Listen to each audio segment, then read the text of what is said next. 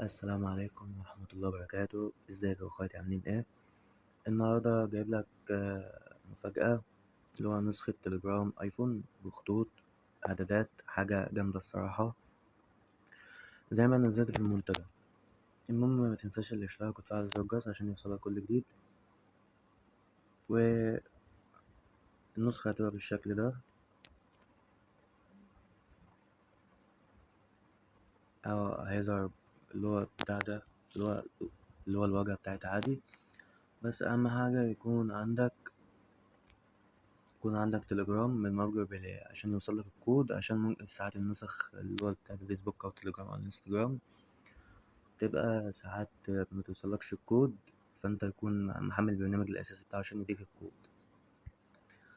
اه، هندخل اللي هو أنا لسه منزلها،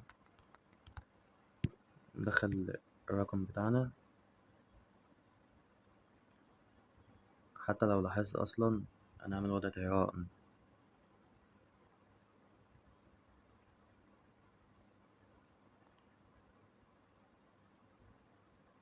تمانية 8 7 8 5 7 2 9 8 5 7 8. كده احنا دخلنا الكود زي ما انت شايف بالظبط. ده اللي هو الأوامر بتاعته، اللي هو القناة، الجروب، التقييمات، الصفحة الأساسية. أما دي اللي هو تطلع منهم كله. المهم مش هطول عليك.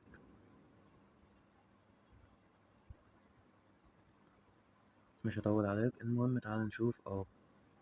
دي الإعدادات اللي هي العادية بتاعة التليجرام. زي ما انت شايف، هنخش على الإعدادات عادي.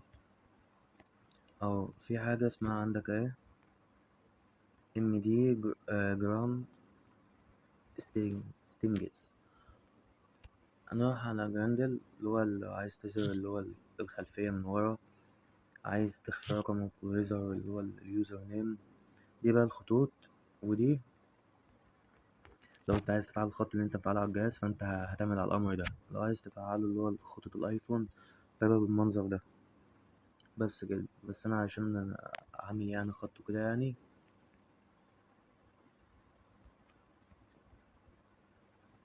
تعالى نعمله على الخط بتاعنا. هو كده اتفعل على طول من غير ما يتردد. هو زي ما انت شايف الخط اتفرق اصلا. تعالى نكمل. وهنا النمبر ريننج والشات اون بروفايل اي دي. يعني بص، نسخة حاجة حلوة. وهنا تصغير الستيكر. وهنا لو عايز تختار اللي هو كاستمر ايموجي فونت، لو عايز تغير اللي هو شكل يعني الايموجي. وعندك يعني كل حاجة حلوة اصلا. وهوم تايتل والاي او اس اللي هو بتاع الايفون.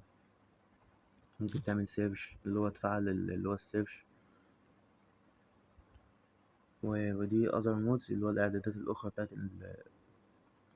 بتاعت الاشعارات وكده يعني. اما ده اللي هو بتاع الشات، فانت تختار سيم الشات. اما هنا ترانس اللي هو ترانسلت، دي هترجم لو انت في حاجة. وهنا زي ما انت شايف دي ابجريد، اللي هو آه التحديثات بتاعتها. اما الشات سيتنجز، اللي هو هتصغر اللي هو الشات عادي خالص.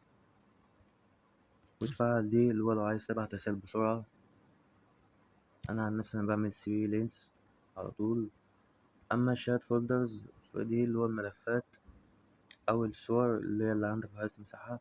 اما فدي اللي هو الاعدادات او الخصوصية بمعنى صح. لو عايز تخش وتعالى دي نمبر ثانية. دي لو مش عايز حد يشوف نمبرك إذا كان فاتح ولا لأ، البروفايل بتاعتك، رسائل الإعادة، المكالمات، الجروب والشانل لو حد عايز يدخلك ولا لأ، والفويس مسج اللي هو التسجيل بتاع. أما فدي التحقق من خطوتين. انتو ديليت اللي هو مسح تلقائي من المسجات. باسورد لوك اللي هو تعمل باسورد. لوك ذا يوزرز اللي هو البلوكات. أما ادفايس فده الويب. اما الداتا دي فدي برضك نفس الحاجات، اللي هو مسح اللي هو الحاجات. اما دي فدي اللي هو الاشعارات، عايز اللي هو اللي هو اللي عايز برايفت شات، اللي هو الشات الخاص، جروبات خاصة، القنوات، فايبريشن اللي هو التلقائي بتاعه. يعني بص، في كل حاجة حلوة أصلا انت ممكن تستخدمها، أو ممكن اللي هو لو حابب يعني كده يعني.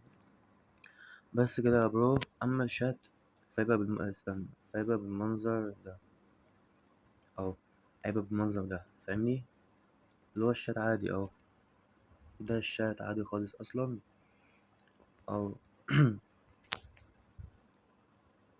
بس كده يا برو. عايزك تصلي على بابك النبي، خش اشترك، متنساش تفعل زر الجرس.